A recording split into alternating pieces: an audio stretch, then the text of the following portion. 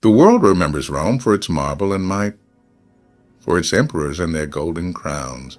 But beneath the splendor, beneath the thunder of legions and the roar of the Colosseum, there was something darker, something colder. Men who did not merely fight wars, they designed them. Commanders who saw the battlefield not as chaos but as art. They sculpted victory out of blood and fear, and in their pursuit of glory, they became both legends and monsters. This is the story of Rome's most ruthless commanders, the architects of triumph and tragedy, the strategists of glory and death. The camera drifts over a crimson horizon. The sun rises over the plains of ancient Italy, a land that smells of sweat, steel, and ambition. The wind carries the faint echo of marching feet, the rhythm of destiny itself. And there, in the heart of this ruthless world, men are being forged, not born, not taught, but hammered into existence by war. Rome did not create gentle heroes. It created survivors, tempered in fire, baptized in blood, and sharpened by betrayal. In that ancient republic, mercy was a luxury. Compassion was a flaw. Every boy who dreamed of command knew that greatness demanded a price, and that price was humanity. They trained under the open sky, the Mediterranean heat scorching their skin, their backs breaking beneath the weight of shields heavier than their dreams. Every mistake was punished with pain, every hesitation with humiliation. They were taught that loyalty was everything, until politics proved otherwise. Rome's commanders did not rise because they were noble. They rose because they refused to die. In the dust of the training fields, a boy would learn that a soldier's worth wasn't in his courage, but in his obedience.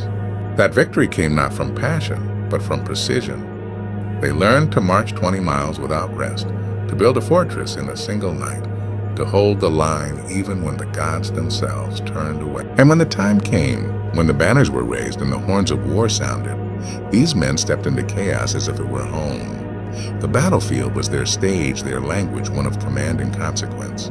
They read fear like scripture and turned it against their enemies.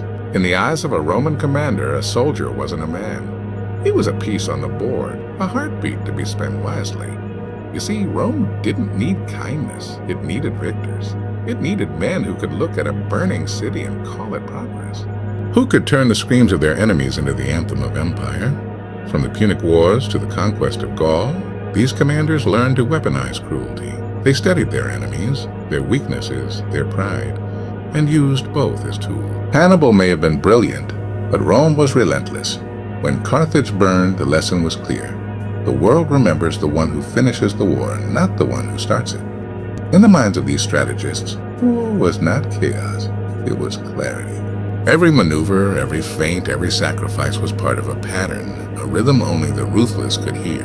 The Roman commander didn't just fight battles, he crafted them. He saw the bigger picture, not the blood before him, but the empire beyond it. And if that meant losing 10,000 men today to win 10,000 cities tomorrow, so be it. That was the heart of Rome's strength and its curse. The same fire that built its empire would one day burn it down. Because once a man learns to see death as a tool, he begins to forget its cost. He stops seeing the faces in the legions, the mothers behind the cries. He becomes something else, something colder. Not a man of flesh, but a mind of iron. And in that transformation, Rome found its champion. Scipio, Caesar, Sulla, names that echo through eternity not for their mercy, but for their mastery of destruction. They were the product of a system that worshipped greed and scorned weakness. Each of them learned early that in Rome you either conquered or you vanished. And so the forge burned on. Every generation birthed new men of steel, molded by ambition, tested by war, and destined for glory or oblivion. In the end, Rome's commanders were not just warriors. They were instruments of destiny, cold, brilliant, and utterly unstoppable. Fade in. The clash of iron, the thud of sandals on soil, the roar of 1,000 hearts beating as one. The battlefield stretches beyond the horizon, a living mosaic of order and chaos.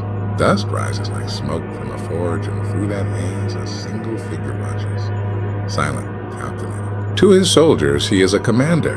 To history, he will become something greater, a mind that could sculpt destiny itself. War, to Rome's greatest strategist, was not madness, it was mathematics. Every step, every strike, every silence had meaning. Where lesser men saw confusion, these commanders saw patterns. The battlefield was their chessboard, and they played it with the calm cruelty of a god. Take Scipio Africanus, a man who faced Hannibal, the monster of Carthage, and outthought him. Scipio didn't seek to match Hannibal's fury. He studied it. He learned his rhythm, his pride, his hunger, and used them all against him. At Zama, he turned Rome's greatest fear to its greatest triumph. When the dust settled, Carthage was ashes, and Rome stood taller than ever before. To these men, victory wasn't about strength. It was about control. Julius Caesar understood this better than anyone. He knew that fear could be a weapon sharper than any sword. When he crossed the Rubicon, he didn't just defy the Senate, he redefined what power meant. He moved armies like thoughts, swift and decisive. He spoke to his soldiers not as pawns, but as brothers, and they followed him not because they were ordered to, but because they believed. That was Caesar's genius. He conquered minds before he conquered nations. "A fortune favors the bold," he said. But in truth, fortune favored the precise. Every Roman campaign was a masterpiece of logistics. Roads, supplies, scouts, nothing left to chance. A legion could build a bridge across a river faster than their enemies could react. Their formations, from the tortoiseshell testudo to the hammer and anvil maneuvers, were works of calculated artistry. The Roman commander was not just a warrior, he was an architect of annihilation. Even their defeats were lessons carved into the bones of empire. When Rome bled, it learned. After Cannae, when 50,000 Romans lay dead, the Senate did not surrender. They studied the slaughter, they adapted, evolved, and returned stronger. Every failure became a seed for future victory, because a Roman mind never stopped calculating. The true weapon of Rome was not its legions. It was the intellect that guided them, and behind every strategy was a silence, the stillness of a man who could watch thousands die and still see only the next move. It takes a special kind of soul to plan a war knowing that every success is written in human lives. But these commanders bore that burden without hesitation. They did not flinch, because Rome demanded perfection, and perfection leaves no room for mercy. You could see it in their eyes before battle, that distant focus, that calm before the storm. To them, chaos was predictable, death inevitable, and victory simply a matter of patience. The legions obeyed. The enemies feared, the world watched, and from the smoke of battle rose the mind of Rome, cold, brilliant. They were not just fighting for territory, they were designing the architecture of dominance itself. Every war, every map redrawn, every city rebuilt in Roman image, all of it, the product of men who saw beyond the blood. And in that cold brilliance lay the soul of empire. For in the end, it wasn't the sword that built Rome, it was the mind behind it. The strategist who knew that to control the battlefield was to control history. The rain falls softly over a silent camp. Fires flicker, men whisper prayers, and somewhere in the darkness, a commander sits alone. His armor gleams faintly in the firelight, polished, perfect, and yet heavy. Not with metal, but with memory. Outside his legions sleep, dreaming of glory. But he does not dream. He cannot. Because he knows what glory truly costs.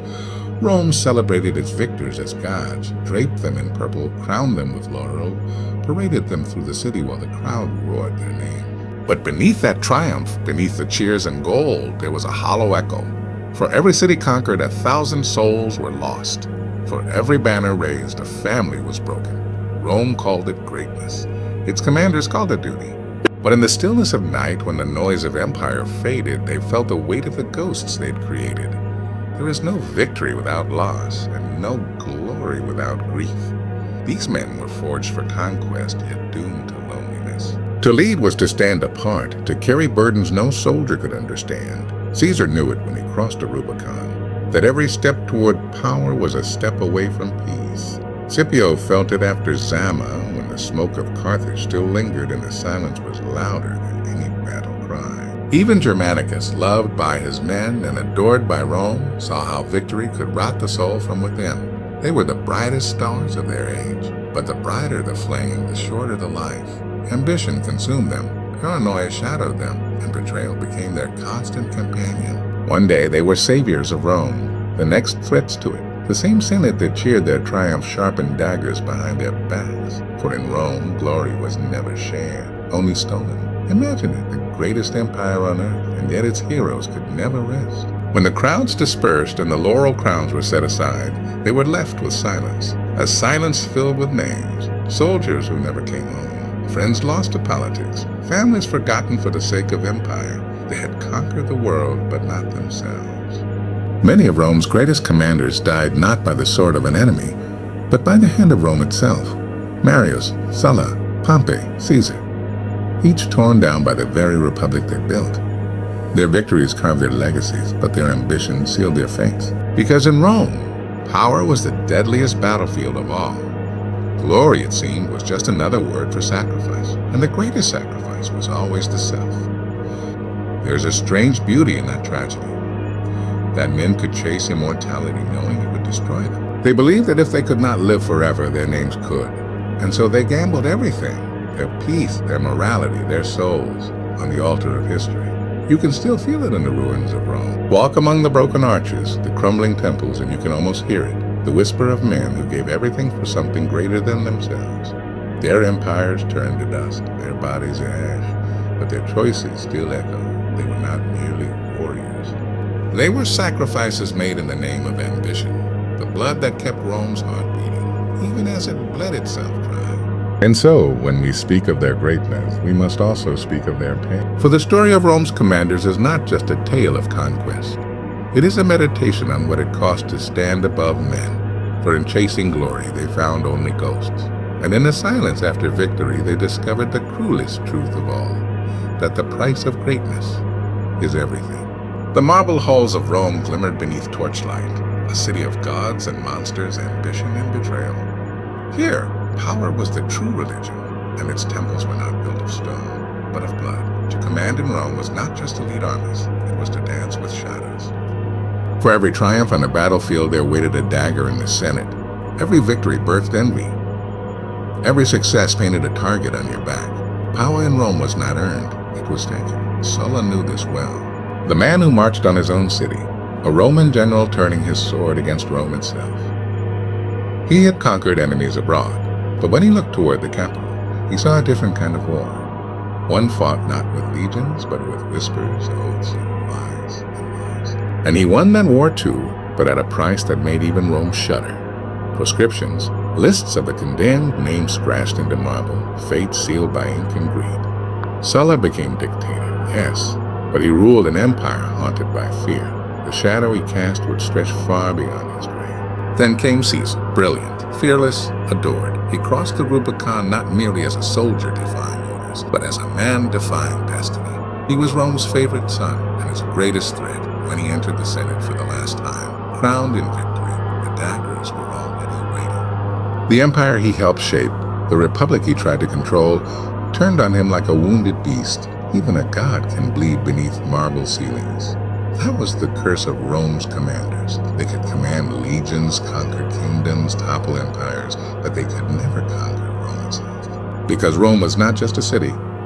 It was an idea too vast, too proud, too hungry to ever belong to one man. Those who tried to own it were devoured by it. In the shadow of power, loyalty meant nothing. Friends became conspirators, family became rivals. The same crowds that hailed you today would chant your death tomorrow.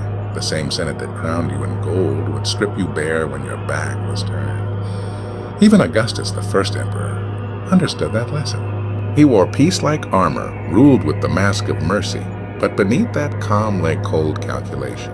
He learned from the ghost before him. He knew that power was not about glory, it was about endurance, and endurance required sacrifice, not of armies, but of trust.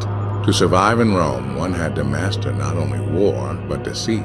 The true battlefield was never the open plain or foreign soil. It was the corridors of power, the private chambers, the quiet dinners where alliances were made and broken with a single look. There, Rome's commanders fought their final wars, not with swords, but with silence. And in that silence, Rome revealed its truth. No man ruled her, she ruled them all. Every general, every emperor, every so-called god. They were pieces in a game she played for centuries. The city devoured its own heroes, recycling their ambition into the next generation's rise. That was the brilliance of Rome, and its poison. Her commanders were both kings and victims, masters and pawns.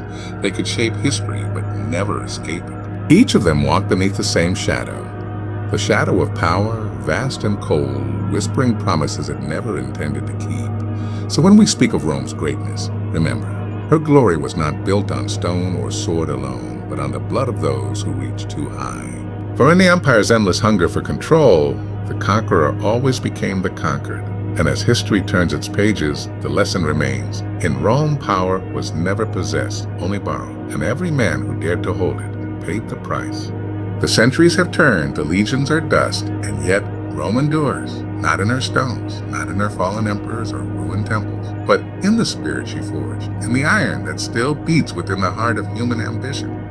For Rome's most ruthless commanders did not die with their empire. They became something greater. They became the architects of every army, every empire, every nation that would rise in their shadow. Listen closely, and you can still hear them. The echo of marching feet, the rhythm of discipline, the whisper of command. From the ashes of the Tiber to the battlefields of the modern world, their legacy endures. Every general who studies the art of war, every strategist who plots not just with courage but with cunning, they all walk the path Rome paved. The formations that crushed Carthage became the blueprints of military precision. The logistics that fed 100,000 men across continents became the science of supply. The discipline that made legions unbreakable became the standard by which all armies are measured. Rome taught the world that war was not chaos, it was craft. In every war room, in every academy, the ghosts of those commanders linger. Their lessons, written not in ink but in blood, still guide those who seek to understand the dance of conflict. They taught that courage without calculation is suicide. That strength without structure is weakness. That victory belongs not to the strongest hand, but to the clearest mind. For in studying their brilliance, we also confront their darkness. The same intellect that built empires also burned them. The same ambition that united nations also enslaved them. They showed us how power could build civilizations and how it could consume them. The world learned from Rome, but it also inherited her sins. Every empire since, from the British to the Ottoman, from Napoleon to the modern superpowers, has carried a piece of Rome's soul. The discipline, the order, the reach for immortality. But so too the arrogance, the hunger, the belief that destiny belongs to the conqueror. The Romans called it imperium, the divine right to rule. And in every corner of history, that word has found new tongues, new flags, new faces. Perhaps that is Rome's greatest victory and her eternal warning, that even in ruin she still commands, even in silence she still speaks. Her commanders, long gone to dust, still whisper through the ages. Now power is fleeting, glory fades, but legacy endures. The forge that birthed them may have gone cold, but its sparks still glow. In every decision of war, every conquest of ambition, every heart that dares to lead when the world trembles. So, as the camera drifts across the ruins of the Forum, past broken pillars and forgotten thrones, remember this? Those men of blood and brilliance didn't just carve an empire. They carved the human condition. They showed us that greatness is never gentle and destiny is never free.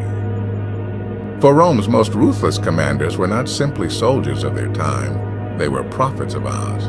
Their empire may have fallen, but their shadow still stretches across the centuries, etched into the iron will of mankind. And as long as the world remembers how to march, how to conquer, how to dream of eternity, Rome will never truly die.